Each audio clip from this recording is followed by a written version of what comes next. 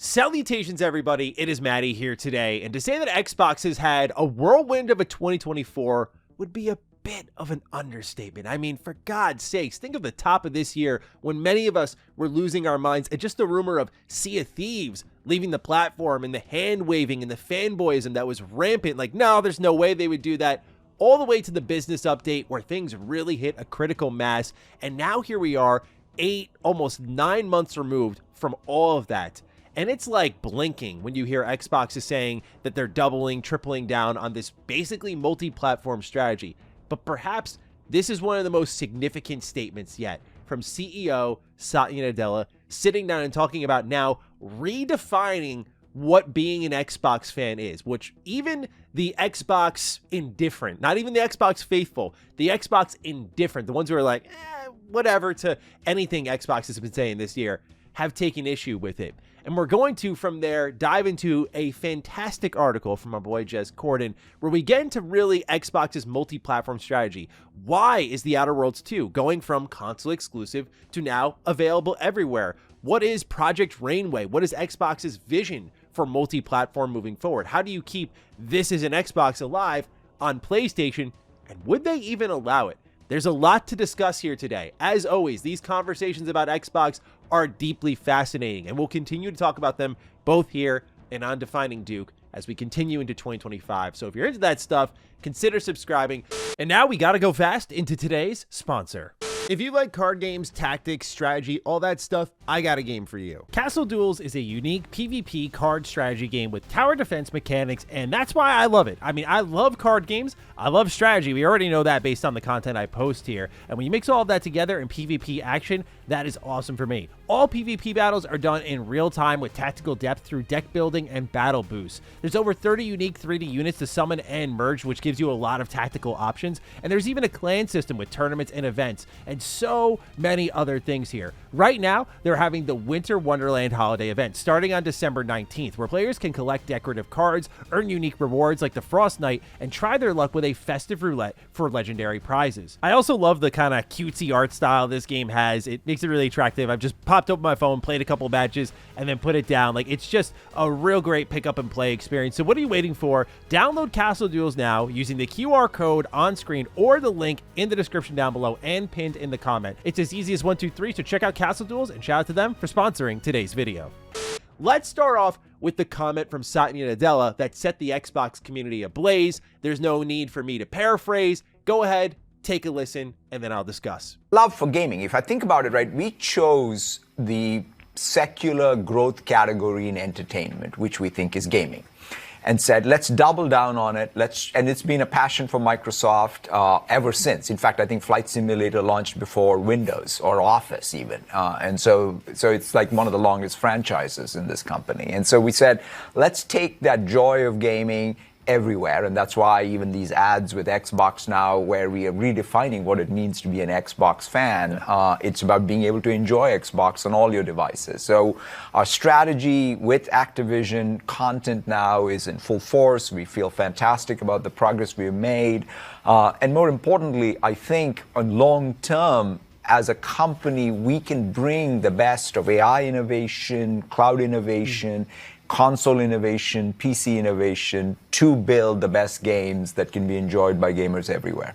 Very strong words from Satya Nadella, obviously, but this is just following up, I think, as strong of words from Phil Spencer, where there's no red line when it comes to Xbox exclusivity.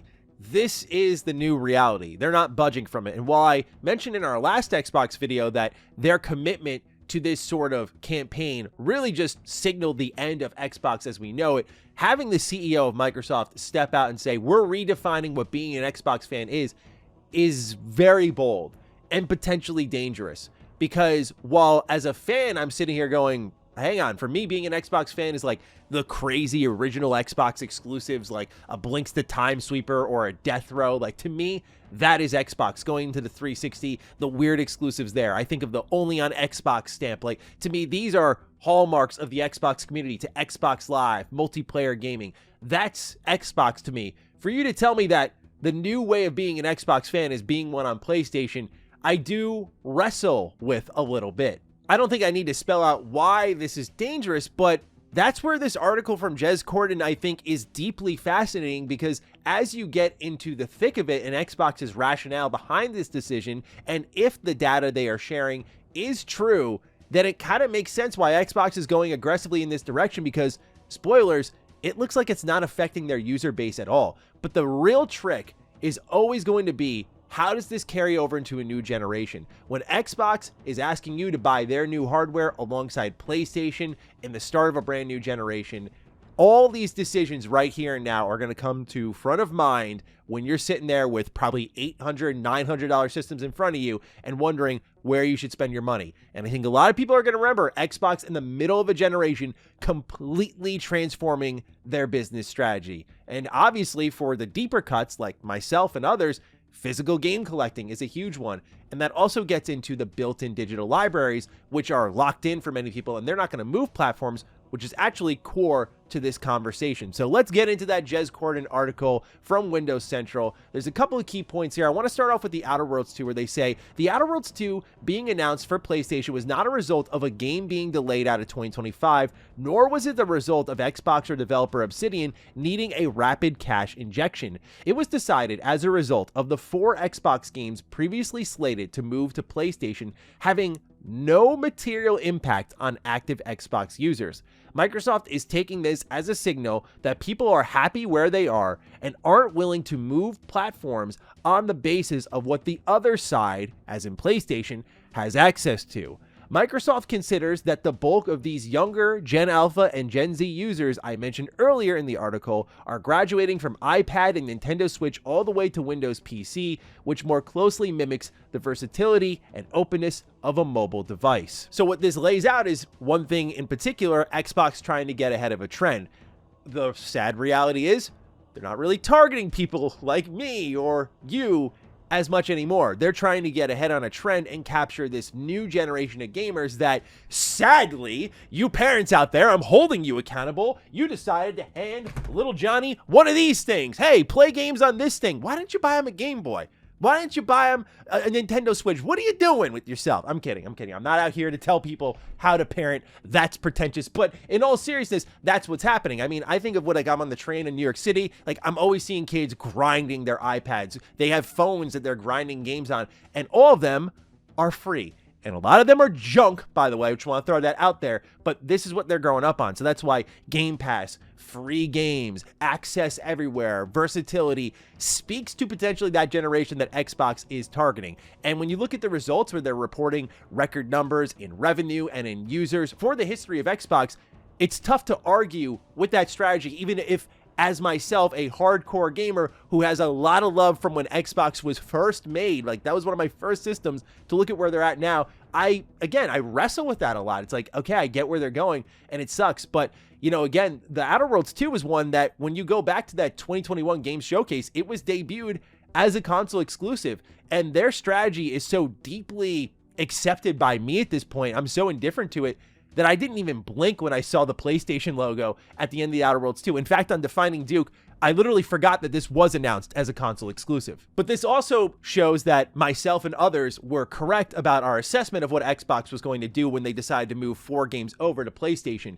If those 4 games had no material impact, as we see they did not, they're going to feel emboldened and do it more and more and get more aggressive. Indiana Jones and the Great Circle, I think, being the example of the most aggressive they've been, where they went, hey, Xbox fans, this exclusive you've been waiting for, you don't know when it's coming out, but guess what? Here's the date, and PlayStation fans, here's the window. Like, at the same time, in the same breath. That was an incredibly aggressive move by Xbox that signals they're not really fearing anyone here. But again, I think it comes down to that next generation where they'll actually feel the impact. Because I don't think anyone's itching to switch consoles right now, given where the economy's at, if we're really honest with ourselves here. Food, medicine, housing expenses, like everything is way more expensive now. So even if I had an Xbox and I was unhappy with my purchase, it's not really like I didn't go out and buy a PS5 Pro. Like, I'm not out here shopping for a brand new console. It's a luxury device. And at the end of the day, I can access my games. When it's time to access a new slate of games, I'll be thinking about these decisions at that time, where I think that's where it can catch up with Xbox. But maybe Xbox's strategy is in place by that point in time, because where things get really interesting here is with Project Rainway, which they continue on in the article saying, sources tell us that Microsoft is also working on a set of in-game APIs and user interface features called Project Rainway, which is some form of cross-platform Xbox guide menus. Microsoft has been inspired by the in-game Battle.net social features seen in Hearthstone, Diablo 4, and World of Warcraft, which lets you share and communicate cross-platform. This means that for games running on other platforms for Xbox, they will still have an Xbox flavor and in-game Xbox systems, maybe even cloud saves. Indiana Jones on Steam, for example, supports Xbox cloud saves. We'll talk about that in a little bit. Diablo 4 keeps your progression no matter what platform you're on, too. Microsoft wants to extend that to all games, and that's what Microsoft ultimately means with its marketing campaign. This is an Xbox. Every game itself will become an Xbox if Project Rainway reaches fruition. So yeah, this is actually a secret feature, if you will, in Indiana Jones that wasn't marketed at all, that people have discovered incidentally, and it's only picked up through word of mouth just a little bit. Like, I tried to search it up and didn't find really any articles written on it. But yeah, for those who don't know, Indiana Jones, like if you're like me, I had the game on Steam. That's where I reviewed it. I can bring my save over to my Xbox and load it in over there. Like, it has that cross-platform support.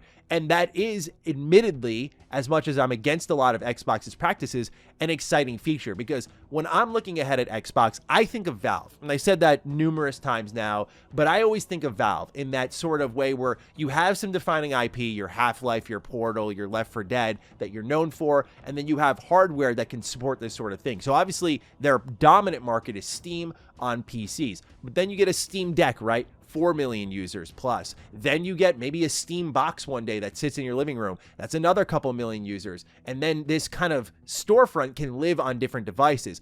I think Steam and Xbox are going to work together and get something done there where the next Xbox device is designed to basically be a PC in disguise in your living room. Like, my prediction has been for a while that the next Xbox won't just be your Xbox storefront. It's going to have Steam on there if they can get that done. It's going to have the Epic Game Store on there if it can get it done. Any storefront. Because what I'm trying to think of is we're getting to a point of platforms and libraries uniting, which is exciting. But at the same time, who's going to be the first platform holder to start to unite them all?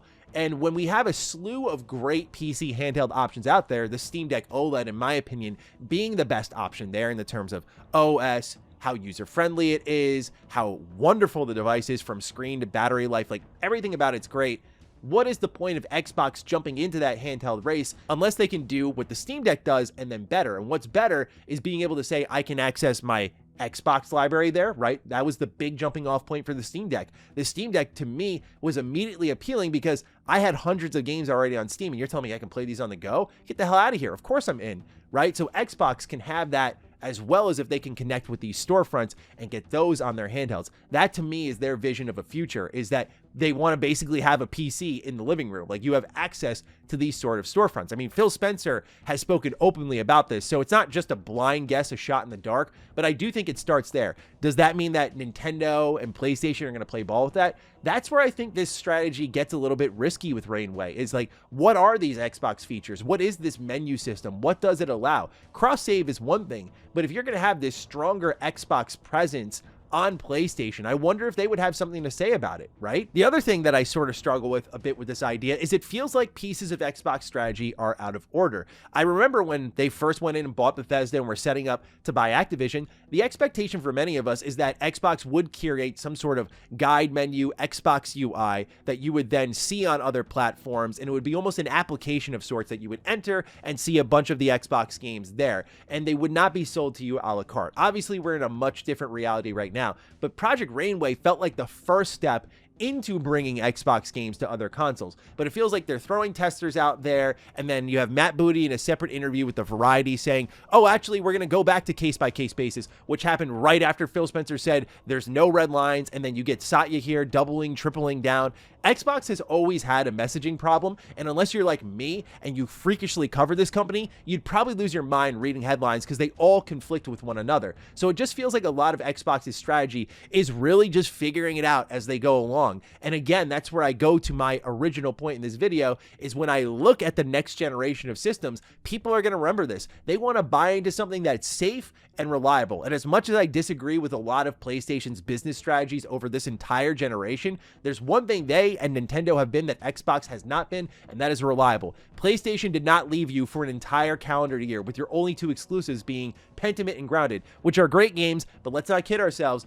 These are support pieces. These are games that are supposed to bolster otherwise excellent tentpole AAA exclusives. Game Pass is great, but launching your system with Game Pass is another blemish that's going to be tough to live down. And the best way Xbox can remedy all of this is with fantastic games. But again, it just feels like a lot of this strategy is out of order. But Xbox isn't the only one toying around with different things. One thing we have seen this year that again works in favor of Xbox's strategy is that more developers than we've really ever seen in pockets of the development community that typically wouldn't support Xbox are now joining in, namely Japanese developers. That has always been a weak spot for Xbox since the Xbox One generation. And it's a shame because when I look at the 360 generation, that's the stuff that lights my fire, man. They were so popular. They had all of the banging JRPGs. They had Lost Odyssey, which is one of the greatest JRPGs ever made, like a top 5 JRPG for me. To have that exclusively on Xbox nowadays, I'd faint because it'd be like such a foreign sight. But Xbox has managed to start to court games over.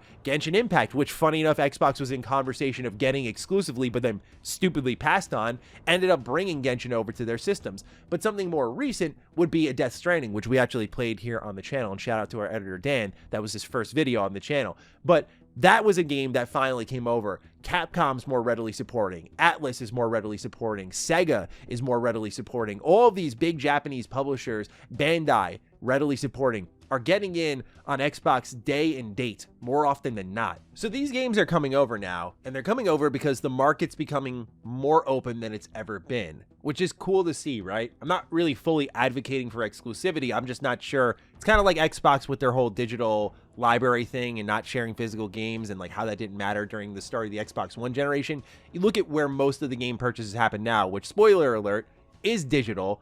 And you see how right Xbox was, just they were way ahead of the curve. And this could be another example of them being way ahead of the curve.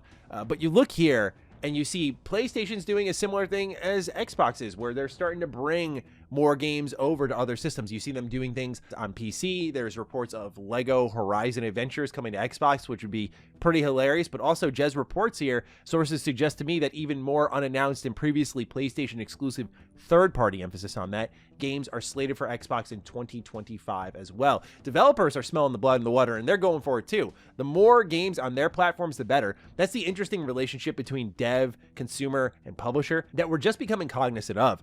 I don't really know a single developer that has been pro exclusivity, like that has gone out there and said, it is bad that more people can play the thing I spent like 4, 5, 6 years working on. People who are making these things want more people than ever to see it, which is why many are in support of Xbox's business. Square Enix, who famously neglected Xbox's platform extensively, has been one of their strongest partners in 2024. So times are a-changing. We'll see just how clairvoyant Xbox is, but they're done hiding it. That's for damn sure. So, ladies and gentlemen, let me know your thoughts on Xbox's changes, their transformation in 2024 down below. I look forward to hearing your thoughts. Other than that, take excellent care of yourselves, and I'll see you in the next one. Stay sexy, stay active. I love you all. Peace.